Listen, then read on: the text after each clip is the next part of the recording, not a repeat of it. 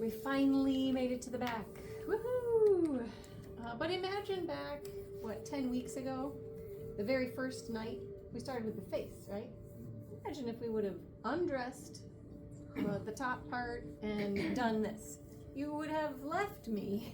So we start with the face, something very safe, and then we go down the front, and now we're at the back. So draping at the back, I think we've done this before. You can tuck in to the client's underwear. They will always be wearing underwear here at LCC. It's the rule. If they're not wearing underwear out there in the real world, just make a little seam and then tuck in here. There should not be any gaps like this. No gaps. Gap-free zone, right? Okay, perfect. My hands are a little bit chilly. Sorry. Yeah, it's fine. So from here, what is the technique that you would do without lotion? Static cold. Yes, static cold. And then Myofascial. yeah, that's what I'm looking for. But static cold was a good answer.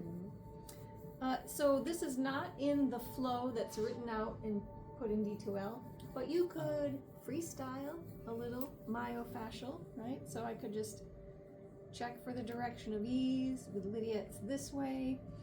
Could do some one-handed glides and just do a nice slow hold. And after 30-45 seconds, come back and recheck the direction of ease. We could also do some skin rolling. This is all best without lotion.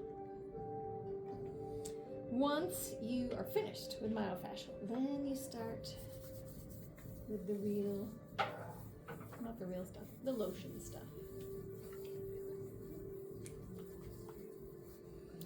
Okay, we are in a lunge and we are spreading lotion. And we're not just spreading lotion, you are establishing a boundary of where you're going to work. So you're going down the erector spinae, around the waist, and up the sides. To get a little bit deeper, try to hook your fingers. Hook. So instead of just a broad hand, hook your fingers. Feel free to come closer and you can see my fingers sinking in if you want to. So how many times do we do that? 3. 3 to 5. When I'm gliding toward the sacrum, I'm not bending at the waist, I'm bending at my knee. And last little point, I'm not standing at the head. I don't know how you could do that, unless you have unusually long arms. Stand to the side of the head. And what you're doing while you're doing those glides is assessing. Where does it feel tight? Where do I need to work later? Oh, probably here. When you've done it a couple times, close your eyes. See if you can do it with eyes closed. Then you'll move to the side, either side, because you'll do it on both. And break out the forearms.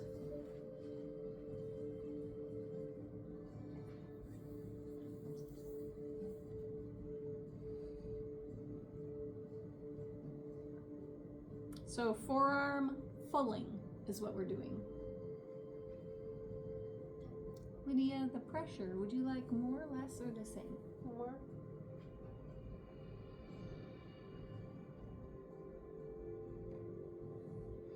And take a look at where my hands and arms end.